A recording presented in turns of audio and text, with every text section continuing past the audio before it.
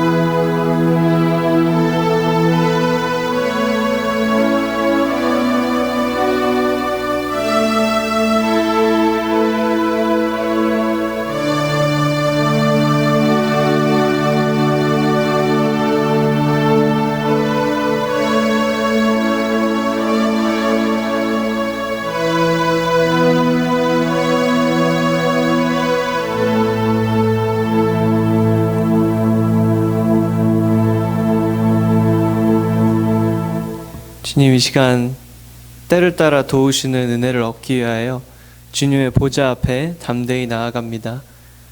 주님, 모든 성도님들 주님의 보좌 앞에 나아올 때 큰 은혜 내려주시옵소서. 예수님의 이름으로 기도드렸습니다. 아멘. 우리 약할 때 강함 되시는 하나님을 찬양했으면 좋겠습니다. 약할 때 강함 되시네. 내가 약할 때 강함 되십니다. 약할 때 강함 되시네. 나의 보배가 되신 주 나의 모든 것. 주 안에 있는 보물을 나는 포기할 수 없네. 주 나의 모든 것. 약할 때 강함 되시네. 약할 때 강함 되시네. 나의 보배가 되신 주 나의 모든 것. 주 안에 있는 보물을 나는 포기할 수 없네. 주 나의 모든 것.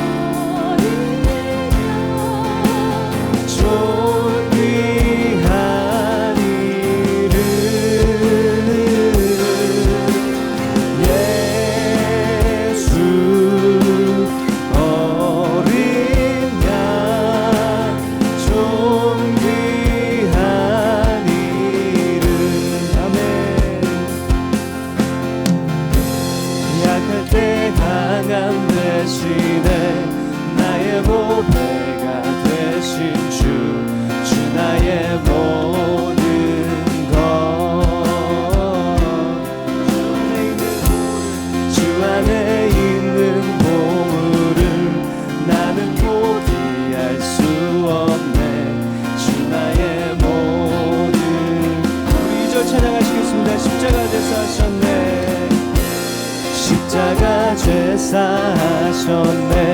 주님의 이름 찬양해. 주 나의 우리의 모든 것 되십니다. 우리의 전부 되십니다. 쓰러진 나를 채우고 나의 빈잔을 채우네. 주 나의 모든 것.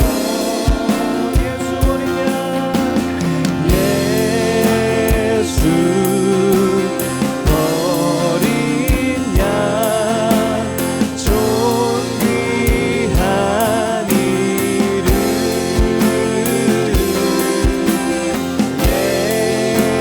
주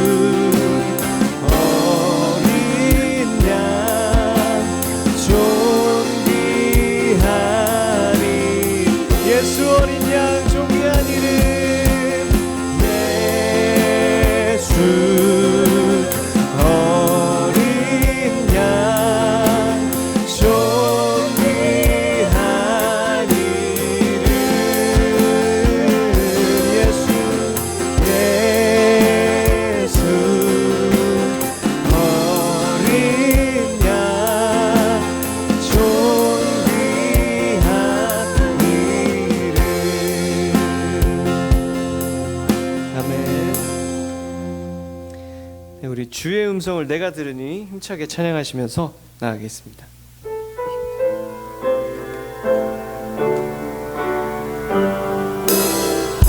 주의 음성을 내가 들으니 사랑하는 날일세. 믿는 마음으로 주께 가오니 나를 영접하소서. 내가 매일 십자가 앞에 더 가까이 가오니 그새 주의 흘린 보배 피로써 나를 정케 하. 주여 넓으신 은혜 베푸사. 주여 넓으신 은혜 베푸사 나를 받아주시고 나의 푸른 뜻 주의 뜻같이 되게 하여 주소서.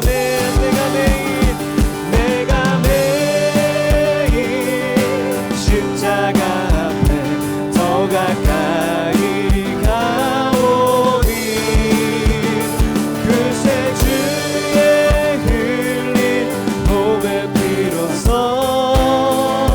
나를 정케 하소서. 주의 보좌로 나아갈 때 때에 어찌하리 기쁠까. 믿는 마음으로 항상 되오니 더욱 친근합니다.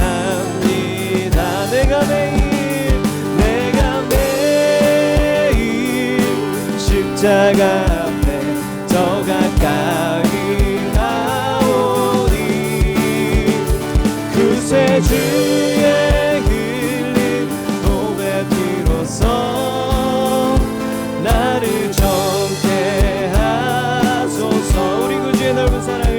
우리 구주의 넓은 사랑을 증량할 자 없으며 주가 주시는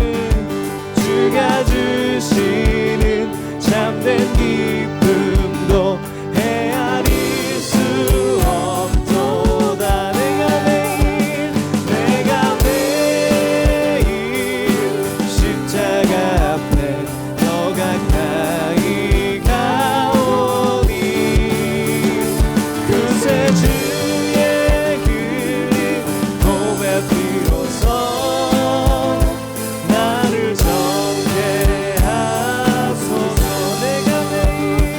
내가 매일 십자가 앞에 더 가까이 가오니 그새 주의 흘린 보배 피로써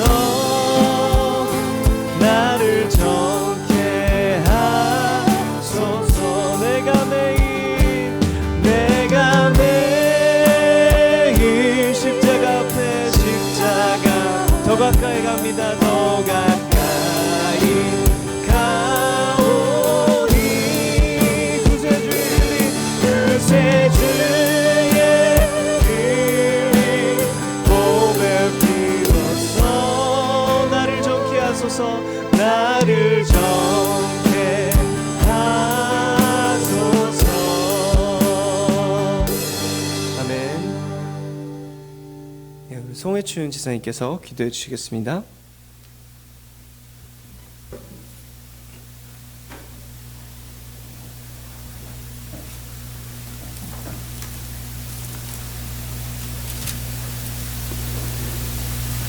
거룩하시며 신실하신 주 하나님,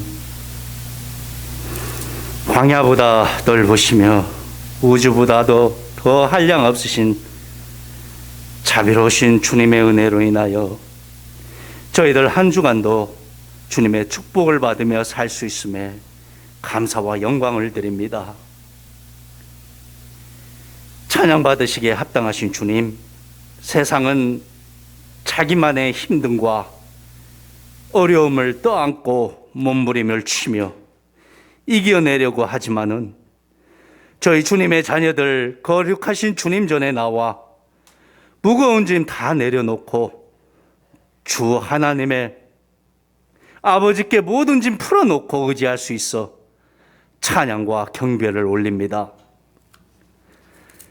자비로우신 주님, 흘러가는 이 시간을 누구든지 잡을 수는 없지만은 그 인생들 모든 일 한껏불도 놓치지 않으시는 주님 때문에 더욱더 조심스러워하며 더욱더 되돌아보며 더욱더 내 이웃을 존중할 수 있는 기쁨을 허락하심에 주님 감사합니다.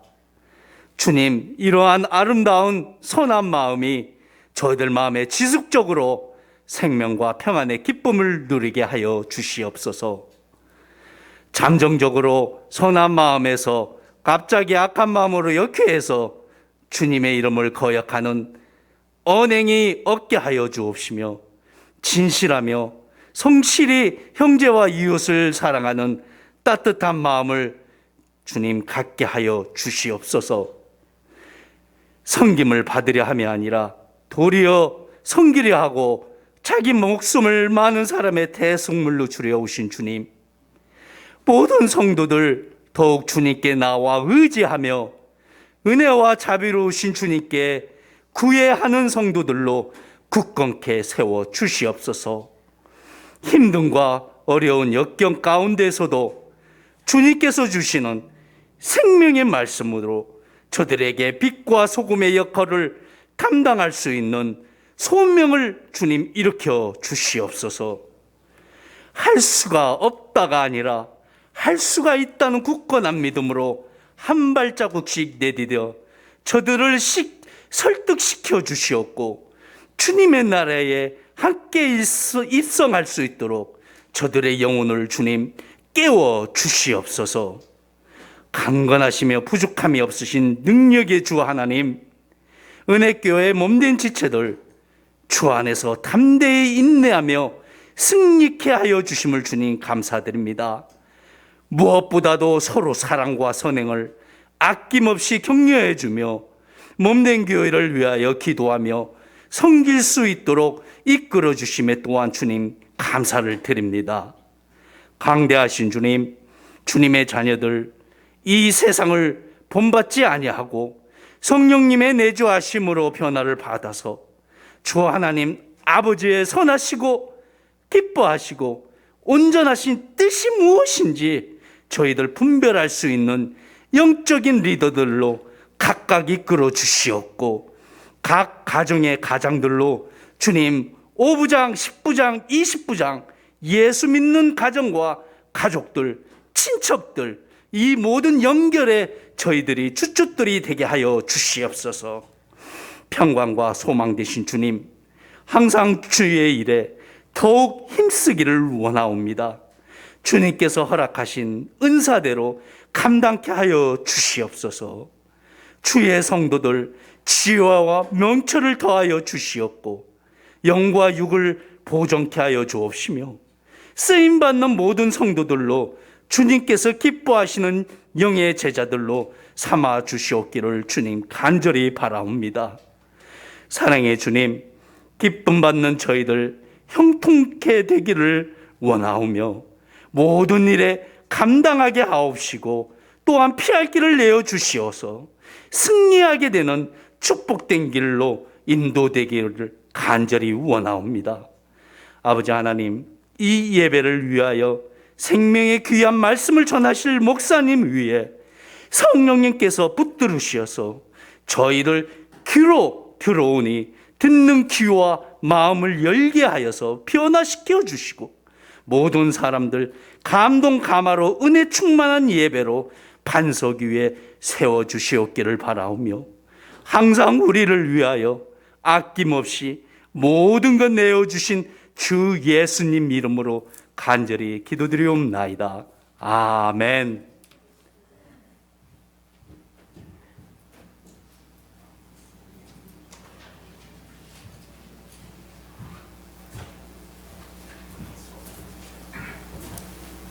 네, 하나님 말씀 마태복음 28장 함께 보겠습니다. 마태복음 28장 18절, 19절, 20절 세 구절 우리가 함께 한 목소리로 하나님 말씀 읽겠습니다. 28장 18절부터입니다. 시작. 예수께서 나와 일러 가라사대 하늘과 땅의 모든 것을 내게 주셨으니 그러므로 너희는 가서 모든 족속으로 제자를 삼아 아버지와 아들과 성령의 이름으로 침례를 주고 내가 너희에게 분부한 모든 것을 가르쳐 지키게 하라. 볼지어다 내가 세상 끝날까지 너희와 항상 함께 있으리라 하시니라. 아멘. 작성하시기 바랍니다. 오늘 말씀의 제목은 여기서 그림에 나와 있는 대로 교회가 존재하는 교회 존재의 목적에 대해서 상고하겠습니다. 왜 교회가 있는지, 그 목적을 알고 이유를 알아서 그 목적을 이루고 그 이유를 알고 우리가 교회를 함께 세워나가는 것이 필요한 것입니다. 성경에 보면은 위대한 계명이 있고 위대한 사명이 있습니다. 위대한 계명이 뭐지요?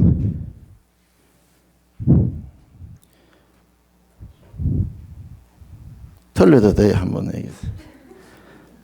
웃는 거 하고 또 하나님 사랑하고 사람 사랑하는 것이 위대한 계명, Great Commandment예요. 위대한 사명은 뭐지요? 오늘 본문에 나오는 가서 제자 삼는 그 일이 위대한 사명이 되는 것입니다. 그래서 위대한 그리스도인이라는 것은 위대한 계명을 향하고 또 위대한 사명을 향하여서 나가는 그 인생이 주님 앞에 위대한 사람이 되는 것입니다. 그래서 우리는 위대한 계명이 무엇인지를 알고 또 위대한 사명이 무엇인지를 알고 항상 기억하면서 그 길로 우리의 삶이 나가야 될 줄로 믿습니다.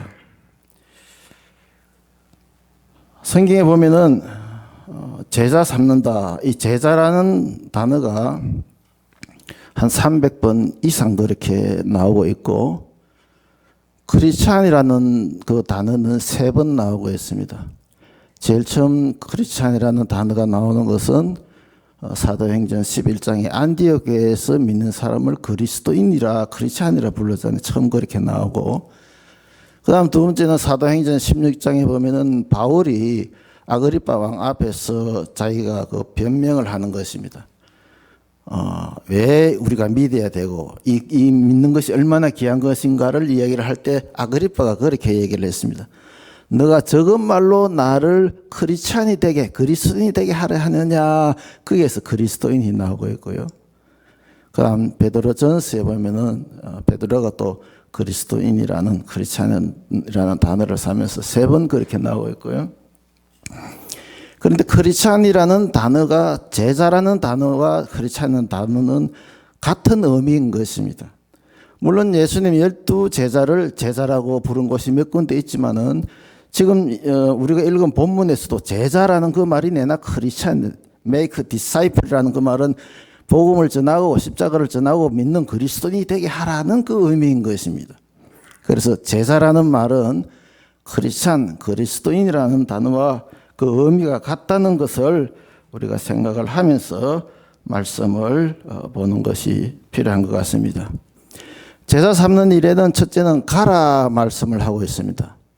가라를 1차적으로는 누구한테 말을 하고 있냐면은 16절에 보니까 11제자들에게 가라 말을 하고 가서 모든 족속으로 제자를 삼아라고 말씀을 하고 있습니다. 제자들에게 한 말인데 왜 우리가 또 가야 되느냐 생각할 수도 있겠지요. 그런데 계속 계속 읽어보면은 내가 너에게 분부한 모든 것을 가르쳐 지키게 하라 그랬습니다. 제자들에게 내가 너에게 분부한 모든 것을 가르쳐 지키게 하라. 그리고 제자들은 다음 세대에 그 가르쳐 지키게 하는 무엇을 주님께서 저들에게 분부한 그 모든 말씀을 가르쳐 지키게 하는 것입니다. 그 모든 말씀 안에는 무엇이 포함되어 있나 하면은 제자 삼는 이 말씀까지도 포함이 돼야 모든 분부한 말씀이 되잖아요. 그 다음 세대는 또 모든 주님께서 분부한 모든 말씀을 또 가르쳐 지키게 하고 가르쳐 지키게 하면서 오늘날 우리들에게도 말씀하시는 것이 가라. 모든 족속으로 제자를 삼아라. 그렇게 말씀을 하고 있는 것입니다. 여러분과 저에게 주님께서 가라고 하는 것입니다. 그 당시 11 제자는 어떤 사람들이었습니까? 예수님 십자가에 달릴 때 다 도망을 가고 베드로는 예수님을 모른다. 나는 그런 사람 모르는 사람이라고 말을 하고 연약하고 실수하고 넘어진 이 제자들에게 예수님께서 이 그레이트 커미션 위대한 그 사명을 저들에게 맡겨주셨습니다. 저들이 온전해서 맡겨주신 것이 아니에요. 저들이 어떤 그 행동, 그 삶에 근거해서 맡겨주신 것이 아니고 주님께서는 하늘과 땅의 모든 권세를 내게 주셨으니 내가 절대적인 권위를 가지고 있고 절대자로서 너희에게 명한다. 그렇게 말씀을 하고 있는 것입니다. 여러분과 저에게도 우리가 대단한 신앙인은 아니잖아요. 날마다 우리가 나를 쳐서 죽여야 되는데 오히려 날마다 내 뜻대로 사는 우리들이에요. 이것도 순종 못하고 저것도 순종 못하고 우리도 연약하고 부족하고 말할 수가 없는 것이에요. 그런데 그렇지만 그런 우리들에게 주님께서 명령을 하시는 것입니다. 가서 모든 족속으로 제자를 삼으라고 주님께서 명령을 하시는 것입니다.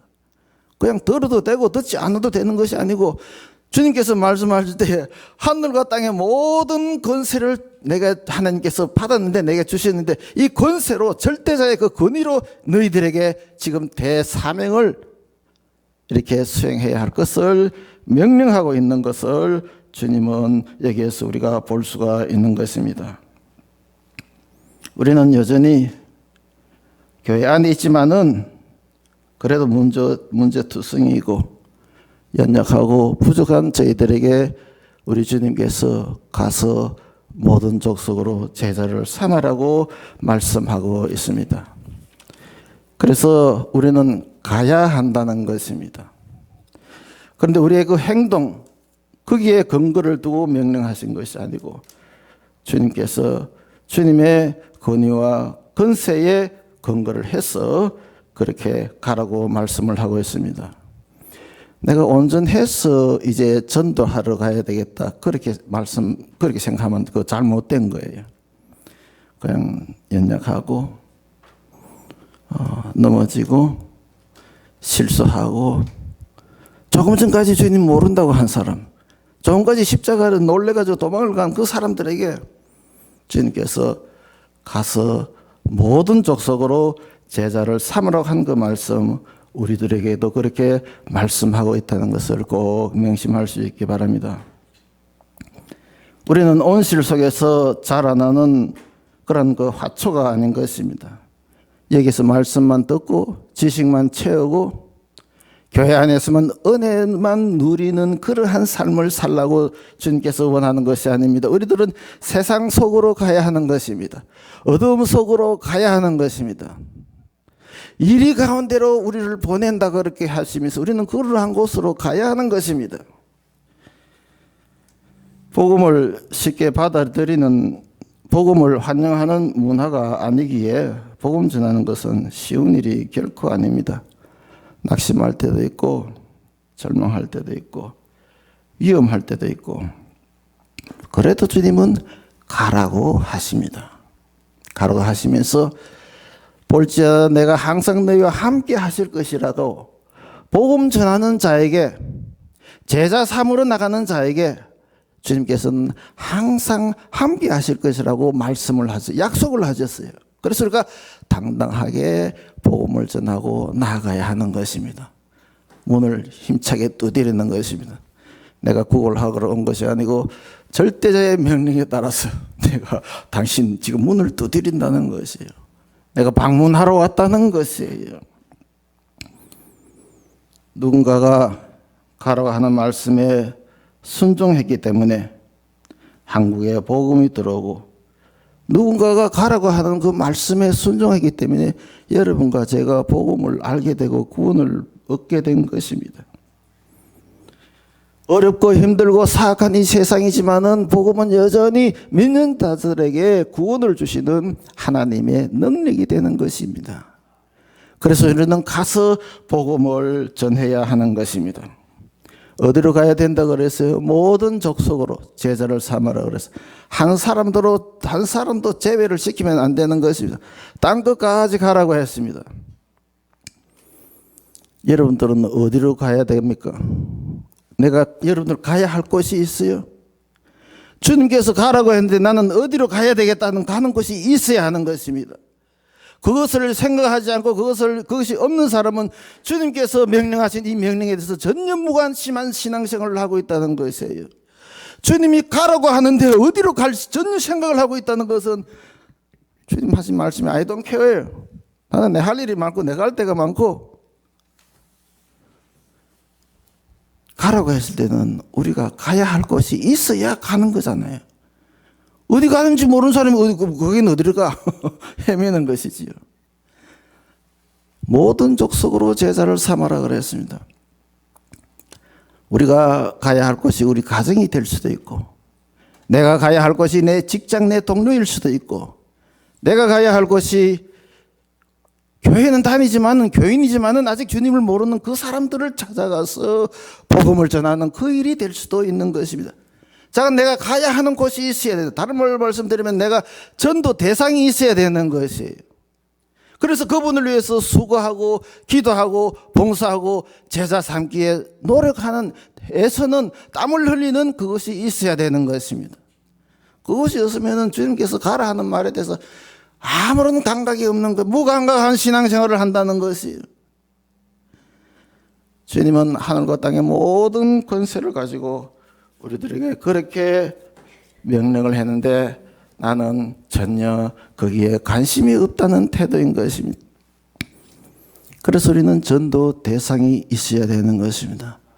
어떤 사람을 정하고 그 사람을 위해서 기도하고, 멀리인 사람은 전화도 하고 편지를 쓰고 카톡을 주고, 전 어떠한 방법이든지 우리가 제자 삼는 그 일에, 내가 못 가면은 내가 아는 한 목사님한테 부탁을 해서 그 동네에 누구 좋은 복음을 잘하는 목사님이 있으니까 알아서 그 연결을 해가지고 신방을 가도록, 전도를 하러 가도록 그렇게 해도 되고, 어쨌든지 우리는 전도 대상이 있어야 돼. 그것이 없으면은 위대한 하나님의 사람이 될 수가 없어요. 위대한 사명에 대해서 전혀 무관심한데 무슨 위대한 주님 앞에 그러한 인생이 될 수가 있겠습니까? 어느 어머니가 아들 셋을 뒀는데 병원에 이제 오래 계시면서 이제 의사도 손을 이렇게 털고 어떻게 할 수가 없고 케어할 수 없다는 것입니다. 이제 터미널 그런 그 병이 돼가지고 돌아가실 수밖에 없는 그런 상태가 되었습니다. 그때 이 어머니는 아들이 셋을 불렀습니다. 큰아들한테 내한테 굿나잇 키스 해달라 그랬습니다. 큰아들이 와서 굿나잇 키스를 했어요. 둘째 아들한테 또 굿나잇 키스 해달라 해서 아들이 울먹거리면서 굿나잇 하고 어머니에게 키스를 하고 인사를 했습니다. 셋째 아들에게는 이리 와서는 굿바이 인사해라 그랬어요. 셋째 아들이 왜 나는 굿나잇 인사가 아니고 굿바이 인사는 뭐니까, 너는 내가 예수 믿으라고 하고 구원의 길을 그렇게 얘기했지만 믿지 않았지 않냐. 나는 천국에 가지만은 너가 믿지 않기 때문에, 회개하고 예수님을 구세주로 영접하지 않기 때문에 내가 있는 천국에 넌 올 수가 없어. 이제 여기서 마지막에 굿바이 인사를 해라는 거예요. 그때 그 아들이 놀래가지고 고등학생이었는데 어머니한테 울면서 회개하고 예수님을 구세주로 믿었다는 것입니다. 저는 여기 있는 여러분들이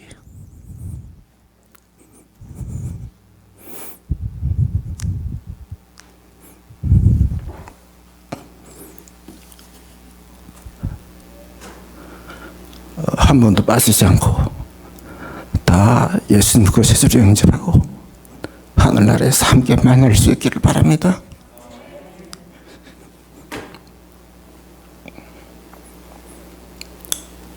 가서 모든 족속으로 제자를 삼아 그 다음에 침례를 주라 그랬습니다. 아버지와 아들과 성령의 이름으로 침례를 주라 그랬습니다.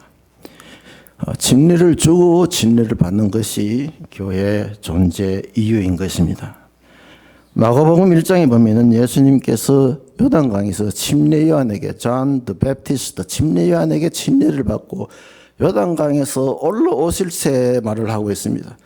요단강에서 올라왔다는 것은 물에 빠졌다가 물에 완전히 잠겼다가 올라오셨다는 것이 침수 침례를 말하는 것입니다. 성경에는 보면은 침례를 받도록 말을 하고 침례를 말하고 있습니다. 로마서 6장에도 보면은 우리 옛사람이 예수님과 함께 죽었다 말을 하면서 주님과 함께 침례 받았다 그렇게 표현하는 것입니다. 그러나 우리가 침례 받을 때는 내 죄인 옛사람이 이래 서 있다가 주님과 함께 물속에 잠길 때는 장사 지낸다는 것은 주님과 함께 옛사람이 죽는다는 것을 상징하는 것이에요. 그럼 다시 일어났을 때는 주 안에서 내가 새로운 피조물이 되었다는 것을 말하는 것입니다. 여러분 죽은 사람 장사 지낼 때 팔다리 내놔놓고 묻는 사람이 있어요? 아니, 흙으로 다 덮어야 되는 거예요. 완전히 물에 침수 침례를 하는 것이에요. 어떤 분들은 의식이 중요하지 않다 이렇게 말을 할 수도 있습니다. 하나님 말씀은 1.1획도 더할 수도 없고 뺄 수도 없는 말씀인 것입니다. Nothing plus, nothing minusing 하나님 말씀인 것입니다. 모세가 40년 동안 광야에서 이스라엘 백성들을 이끌고 고생을 했어요. 원망도 많이 듣고 돌에 맞아 죽을 뻔하고 굉장히 힘든 40년을 보냈습니다. 우리 한 7, 80명 아이들까지 모이면 그래 되는데 그 인도하는데 한 목사님도 참 힘이 많이 들 거예요. 기도하고 주님이 도움을 그렇게 청할 것이에요. 그런데 뭐 수리 밀리는 될 거예요. 작년이 전쟁할 사람이 70만이었으니까 하필 뭐한 3밀리언이 되는데 그 사람들을 다 이렇게 이끌고 나간다는 것은 보통 일이 아니에요. 모세가 진짜 고생했었어요. 그런데 하나님께서 모세를 그 약속의 땅을 가지를 못하게 했어요. 느보산에서 보기만 보고 못 들어가게 했어요. 왜 그렇게 했냐면은 첫 번째 출애굽기 17장에 보면은 그 사람들이 물이 없어 가지고 원망을 하는 것이에요. 모세에게. 우리가 애굽에 있었으면은 물이 없어서 그런 고생은 안 할 건데 여기까지 데려와가 우리와 우리 자녀와 우리 생식들을 다 죽게 하느냐 하고 원망을 하는 것이에요. 그러니까 모세가 하나님께 기도를 하고 하나님께서 내가 손에 가진 지팡이로 반석을 쳐라 그랬어요. 반석을 쳤을 때 물이 나왔었어요. 그다음 한참 뒤에 거기 민수기 20장에 보면은 미리암이 죽고 그 다음에 바로 또 물이 없는 그런 일이 일어났었어요. 그러니까 또 난리를 치는 거예요. 왜 이리 데려와서 물 없어서 죽게 하느냐고 원망을 하는 것이에요. 모세가 하나님께 기도하니까 그 바위 위에 명하여 말을 해라는 거예요. 명하여 물이 나오게 해라 그랬어요. 그런데 모세는 그것을 2번을 쳤어요. 물은 나왔었어요. 그런데 하나님께서는 그 일에 대해서 이렇게 말씀을 하고 있습니다.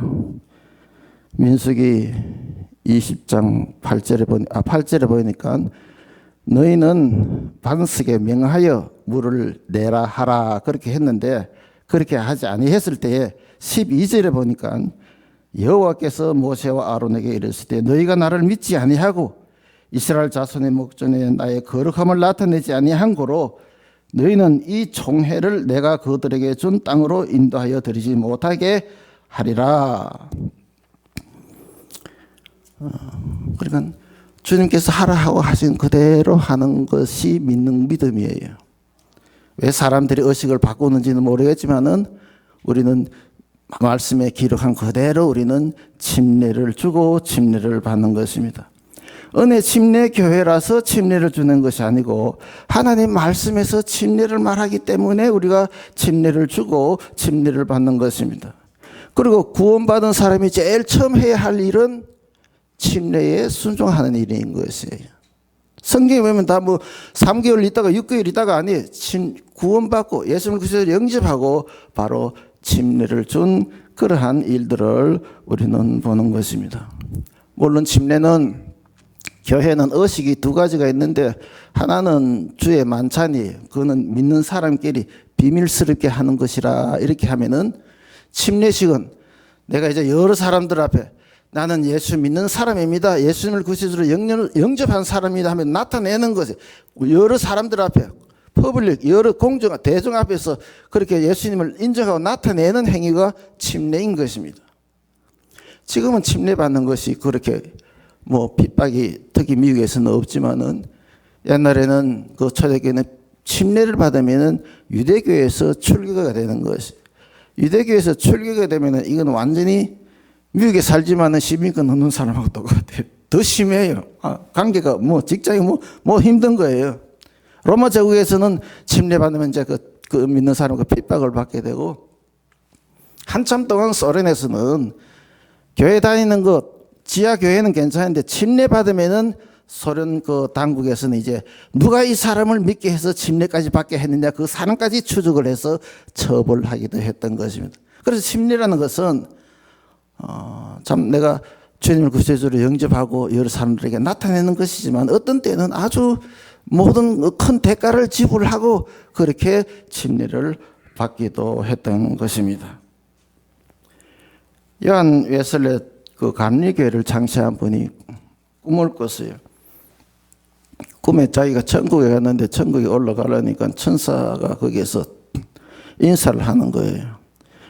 그때 요한 웨슬레는 궁금해서 여기 감리교회는 몇 명이나 들어왔습니까? 물으니까 천사가 장부를 쥐도 그러면 감리교회는 아무도 없는데요. 그러니까 요한 웨슬레가 아주 마음이 무거웠어요. 그래서 그럼 장로교회는 장로교회는 몇 명이 나왔습니까? 없어요. 그래서 화가 나서 아니 그럼 여기는 누가 다 이 사람들이 다 들어왔어요 하니까 여기는 감리교인도 없고 장로교인도 없고 성결교인도 없고 침례교인도 없고 예수님을 구세주로 영접하고 믿는 사람만 들어왔습니다. 그렇게 얘기하더라는 거예요. 제가 뭐 침례교를 믿으라 그런 건 아니지만은 내가 옳다 그런 것이 아니면 하나 분명한 것은 침례가 옳은 것이에요. 그것을 우리가 순종하게 될 때 하나님과 우리가 바른 관계를 갖게 되고 주님 앞에 더 담대하게 되고 마음에 기쁨이 더 있을 줄로 믿습니다. 집사람이 저한테 우리 고 집사님한테 떡을 갖다 주라 그랬는데 고 집사님 지금 뭐 하이를 타고 다 멀어요. 그러면 가까운데 이 집사님 집에 갖다 줬어요. 갖다 주고 나서는 떡 갖다 준다고 하니까 떡 갖다 줬다 그래. 어디를 갖다 줬다 안 모르니까 그래요. 떡 갖다 줬다 그래. 그 신부름 한 거예요? 말 들은 거예요? 아니에요. 주님께서 침례를 받으라 그랬어요. 우리의 교회 표가 생명을 얻고 생명을 누리고 생명을 전하는 교회잖아요. 생명을 누린다는 것은 아주 중요한 것입니다.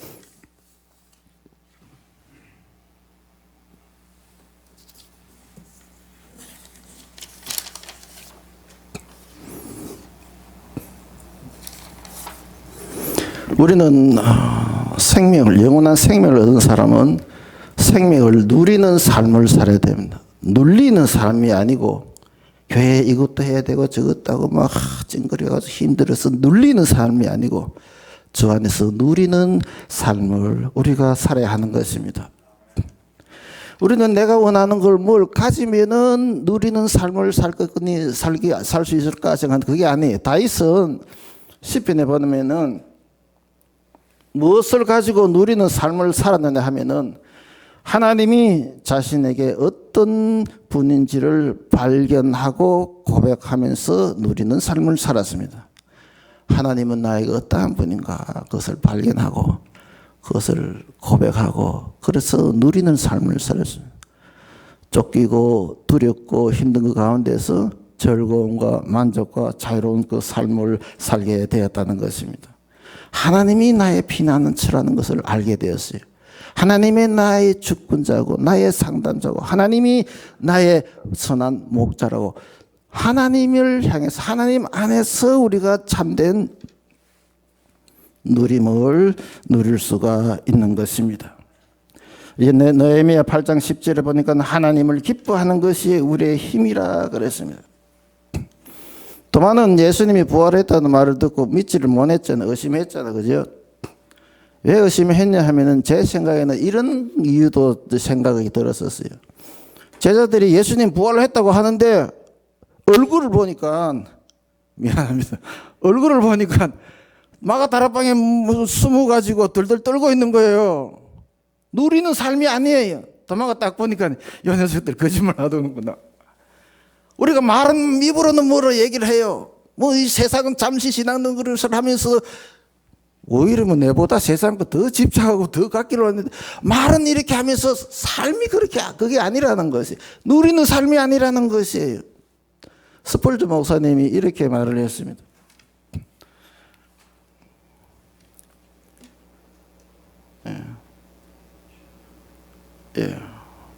우리 믿는 사람들이 누리는 삶, 행복한 삶이 가장 효과적인 전도지다 그렇게 말을 했습니다. 우리가 무슨 말을 해도 관계없어요. 우리가 사는 삶을 보면 우리가 나가는 그 삶의 그 방향을 보면은 그게 가장 효과적인 전도지가 된다는 거지. 말은 이렇게 하는데 그 놀래긴 내보다 더 놀래고 걱정은 내보다 더 많은데 내가 왜 그 사람 따라서 교회를 가겠어요? 생명을 얻고 생명을 누리는 것은 중요한 것이에요. 약속하신 말씀 가운데서 그 말씀을 붙잡고 우리는 누리고 풍성한 삶을 살아가야 되는 것입니다. 그것이 전도가 되는 것입니다. 가서 모든 족속으로 제자를 삼아 아버지와 아들과 성령의 이름으로 침례를 주고 내가 내게 분부한 모든 것을 가르쳐 지키게 하라 그랬습니다. 가르치는 것으로 끝나는 것이 아니에요. 저는 한참 동안 나는 가르치는 것이라 생각. 가르치는 것으로 가르쳐 지키게 하라 그랬어요. 내 가르침을 말씀 가르침을 받은 그 사람이 순종하고 지키는 데까지 가도록 함께 수고하고 애쓰고 기도하고 힘써야 된다는 것이. 내가 가르치는데 그거 지키지 못하는 것에 대해서 왜 저 모양이지가 아니고 내가 함께 마음을 아파하면서 함께 마음을 하면서 그 사람이 지키는 순종하는 자리에 이르도까지 가르쳐 지키게 하라 그러게. 잘 가르치는 건 그건 주님 그 별로예요. 가르치고 지키게 한 데까지 그렇게 해라 말씀을 하고 있습니다. 내 제자를 만드는 것이 아니고 예수님의 제자를 만들려고 하고 있습니다. 주님이 우리와 영원히 동행하여 주시기 때문에 더 이상 낙심하지 않고 더 이상 염려하지 말고 할 수 없다, 안 된다 하지 말고 주님 믿고 주님 의지하면서 우리가 가서 복음을 전하고 그리스도인으로 만드는 제자 삼는 그 일에 주님께서 우리들 주신 그 그레이트 커미션, 위대한 사역, 위대한 그 부르심에 동참하는 저와 여러분이 될 수 있기를 주님의 이름으로 축복합니다. 다 같이 함께 기도드리겠습니다. 주님 감사합니다. 주신 말씀 감사하고 참 세상에 우리가 자칫하면은 우리의 삶의 방향을 참 잃어버리고 헤매고 좀 낭비하는 삶을 살 수도 있습니다.